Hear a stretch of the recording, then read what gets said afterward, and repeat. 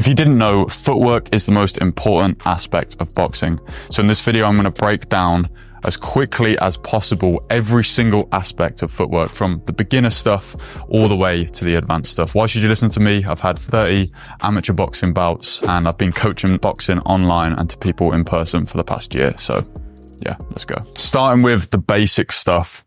As I'm sure you've heard before, you always want to open up your stance before you close it. And that's for going in all directions. So if I'm stepping forwards, take my front foot, then my back foot. If I'm stepping to my left, I take my left foot and my right foot. Same going backwards, open, close, to my right, open, close. Why do you do that?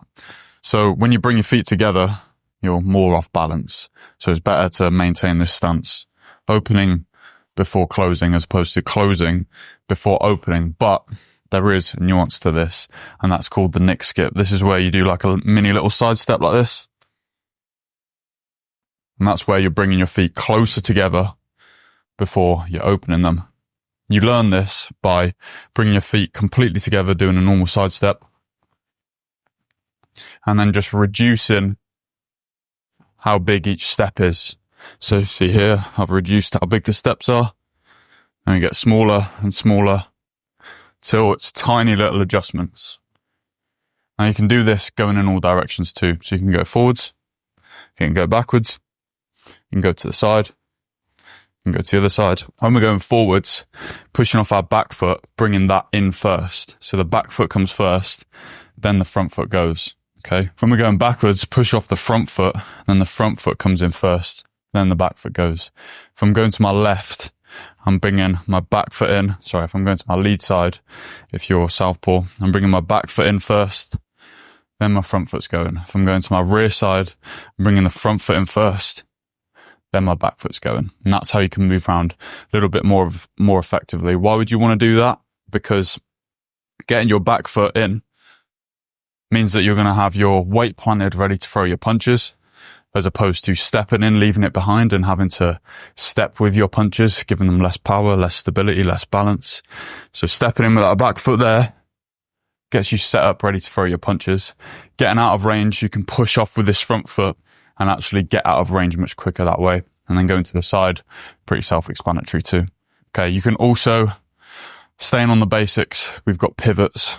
So you can pivot 90 degrees either way. To pivot, you want to keep your head fairly out of range. You don't want to come over this front foot too much, but obviously you're going to have to shift your weight forward slightly onto the ball of your front foot. It's important you come onto the ball of your front foot and don't stay with your foot planted fully in the ground. I see a lot of beginners, they sort of try and move their front foot like this and they end up coming onto their heel, coming off balance. So what you need to do is shift your weight onto the ball of your front foot, push off with this back foot at an angle. So shifting my weight slightly forward, then I'm going to push off this back foot and bring my back foot around 90 degrees. Try and almost scrape your back foot around. Doing this means that you keep your head out of range and keep your back foot close to the ground. If you bring it too far off the ground, then your head comes into range and you're way easier to get hit. You can pivot either to your right side or back to the left side. You can pivot 180 degrees, either way too, but that's a little bit more advanced. So get those 90-degree pivots down first, then progress onto the 180s. You don't need to move 2 feet all the time. You can just move 1 foot at a time. And this is where we bring in half steps. So I can just take 1 foot, whether that be my front foot or my back foot, either forwards or backwards or left or right. I can take 1 foot at a time to adjust the range, take an angle, and get out the way of shots. So to get in to range, I can use my front foot. I can just step with my front foot only, and I can throw a shot as I do this. So I time my punch landing with my foot landing, so I'm coming into range as I throw the shot. Or I can get out of range by just taking my back foot. See here that my head's come out of range slightly, and that's just with that small adjustment. It only takes a split second to do that. The beauty of doing this is when you're here, all your weight's loaded on this back foot, ready to push off and throw a shot. So it's a great little counter using that half step. So it's just there, like that. Going to the sides with a half step is great for taking angles. So I could step with my rear foot out to my rear side, and then automatically I've taken an angle, ready to throw punches. Imagine my opponent's throwing a jab at me and I time their jab as a step with my rear foot. Their jab's gone over my shoulder, and now I'm at a great angle to throw across. So taking one foot at a time is a great way of maneuvering around, or on the edge of range in particular. We've also got step pivots. So we've talked about half steps and we've talked about pivots already. So we're just going to combine those. Going to take one foot at a time and then pivot off that. So I can step here and then I can push off with my back foot and come round, or I can step across my stance here, push off, come round here. This is great for taking a wider angle. So when your opponent's attacking you, sometimes it's not so good to just pivot because you're still in range to get caught over your shoulder or here. But if you add a little half step before that, then you can take a wider angle and come off much wider range like this. And then from here, because I've taken that wider angle, I'm out of the way of those shots. I can't get caught over the shoulder, and I can also throw my punches here. So you'd usually step pivot after you've thrown a punch. I always throw, if I'm step pivoting to my left, I'll throw my jab, step outside of their counter cross, for example, or if I've thrown a cross, as I bring this cross back to my face, you step at the same time. So it's like, as you rotate your body back to the original stance, you step across like this. So there, and you can come across. That's the step pivot. We've also got shifts. So you can shift, and that's where you push off with either foot depending on which direction you want to go in. So if I want to go shift to my left, I can push off and sort of slide. It's like a normal step where I'm opening and closing my stance. But instead of them being two individual steps, it's more of like I push off with my back foot and they both my feet go at the same time. Okay. So when I'm doing that, I'm pushing off the ball of my back foot and I'm sort of sliding across the ground. My front foot comes out first, but it doesn't stop and then my back foot goes. My front foot goes and my back foot follows it. So you see they're moving at the same time like this. Okay. Make sure you land in a nice stable position as well on the balls of both your feet with your front heel down and your back heel up. You can also shift to the other side. So when I do this, I'm going to transfer my weight slightly forward onto the ball of my front foot and then bring this back foot round in sort of like a circular motion like this. Like I'm drawing a half circle. And as I do this, I can push off this front foot and then shift over this way. Okay. So again, it's the same thing as shifting this way, except I'm taking a bit more of an angle with my body and then pushing off, and my lead foot is trailing, following my rear foot. So my rear foot goes first, but it doesn't stop. And then I bring my foot in. I'm like gliding. So I'm bringing this foot across and then I'm coming across like this. Okay. So I can shift here. I can shift here. And why would you want to do that? It allows you to take an angle really quick. So you could throw a combo, wait for them to step in with theirs or bait them in. And then you could quickly shift to the side and throw your punches, or I could shift this way and throw my punches from here. So shifting, another great way of using footwork to take an angle. By the way, I have an online boxing coaching community where I take beginners to competent boxers. I'll leave the link in the description. The transformations are fucking mind-blowing. Go check them out for yourself. Okay, next thing is the L step. Now, everyone always says how like dangerous the L step is. I don't know what they're on about because everyone does it, and I think it's super effective for taking an angle, especially when you're circling off, trying to regain the center of the ring. The L step is essentially where you step in the shape of an L. And what you're doing here is you're pushing off with your front foot and you're almost replacing, but slightly to the lead side of your rear foot. As you do that, you shift your rear foot out to the side at like 90 degrees. Okay. So it looks like this. And then you just realign your stance, bringing your front foot across. Okay. How you do that? I'm pushing off with my front foot here, and I'm bringing my front foot backwards. Okay. So it's coming to where my back heel is, like this. Okay. So push off with the ball of your foot. And as you do that, it's all in one motion. This foot comes out to the side. So I'll go there, like this. So practice this motion first. And then from there, you just push off with your lead foot and come across like this. Most people do this as they're circling off. So usually you'll get out of range. So imagine there's been some sort of attack going on, and I'm going to step out of range. And as I'm out of range, I'm going to use my L step. And then I'm going to take a little walk, circle off back to the center of the ring. Okay, so coming out of range, use the L step, and then I'm walking around, coming back to the center of the ring. Okay, so that's where you'd use the L step. You can also combine that with a bit of head movement. So I can, if I am kind of in or close to being in range, I might want to add a little bit more defensive responsibility and take my head off the center line as I do it. So as I bring my front foot backwards, I'm going to drop my head off to the side here, where it comes over my rear foot like this. So I'm just going to go there and then step across. All right. So take your head off the center line. You can do that as you L step, come out of range, and then come round.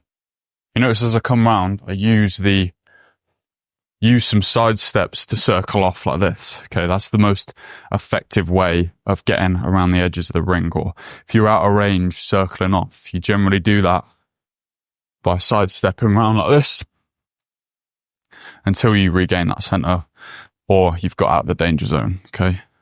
Avoiding those corners. Okay. So that's the L step. What else have we got? We've got step shifts. Step shifts are combining a shift.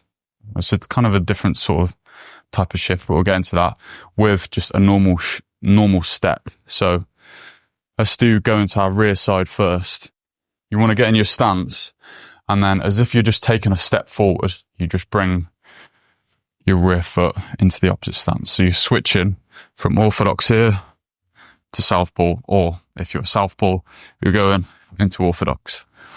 And once you switch that stance, I'm going to replace my front foot, well, my now front foot, with my back foot and bring that front foot around. So I'm going to step, and then I'm going to swing this one round and replace that with my now back foot. And now I've taken a nice angle. Okay. As you do this step, shift your head to the side. So you're slipping to your rear side as you step. So you go there, like this movement. And then from there, shift over.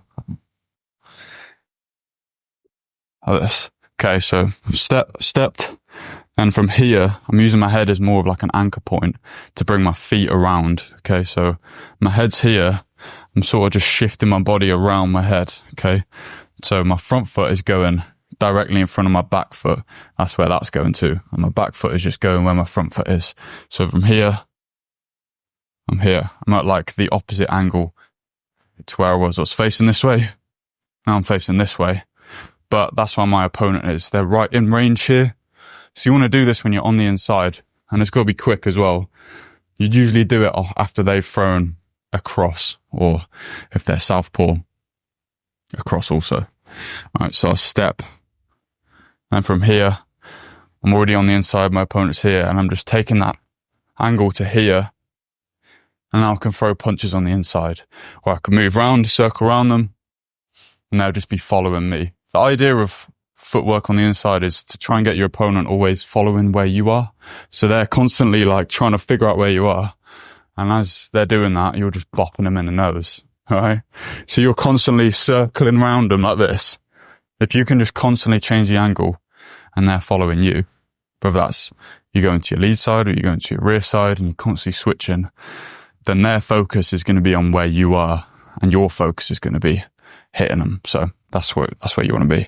You can also do this, go into your lead side. So I can just take my lead foot again, slip as I do that to here, and then push off with my back foot. You see I'm on the ball on my back foot here. Just push off with my back foot and replace again, replace where my front foot is with my back foot. So step, push off, and replace. And from here, still in my stance, I'm nice and comfortable, still in my orthodox stance. Now I can rip in those tight bent arm shots, uppercuts and hooks on the inside, go into the body.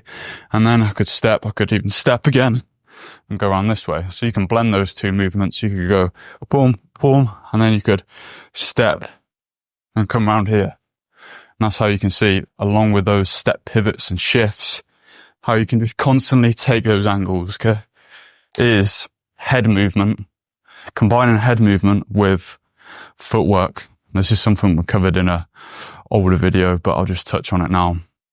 So combining head movement with footwork makes you very hard to hit, because as you know, you should either be moving your feet, my head's already moving like this, or if you're still, you should be moving your head. Okay, slips and rolls, pulls, all that sort of stuff. But if you can combine them, then you're going to be super hard to hit. And what's good about combining them is you can do that in range, whereas you'd be using your feet when you're out of range. That's what makes you hard to hit. But if you're in range, you can be using your feet with that head movement, so you can stay in punching distance and you can get off your shots a lot better and be even harder to hit. Lomachenko does this really well. He's like constantly moving his head whilst he's moving his feet and just constantly picking you off. Okay, so it's pretty tricky to do, but I'll just break down the fundamentals. You want to time your slip to your lead side with a step with your lead foot. So it's like that. And as I'm stepping the back foot in, I can slip that way as well. So go there and there. I can just repeat that going forwards. You can also do rolls. So I'm stepping, doing one single roll per each step of my foot. So as I'm stepping my lead foot, I'm coming down and I'm rotating my body, because remember, it's a roll. So we're going from our neutral stance to the rotated position. As we get to the bottom, my lead foot's landed. And then as I'm coming up out of it, see, I've rotated from here to here. As I'm coming up out of it, I should be coming up to my slipped position where my hips are in this position. So they've gone from here to here during my knees going down. Okay, so I'm blending that rotation with the steps and with the dip in my knees. All right, we can do this going backwards as well. So from here, I can step back, rotate back to this neutral position as I bring my lead foot in. Now, it's also important when we're stepping with our rolls is we don't want to rotate too much, because you can blending footwork and head movement, we can make a roll out of that. My head is still rolling, but I haven't rotated my body at all. And I can kind of do this going in any direction.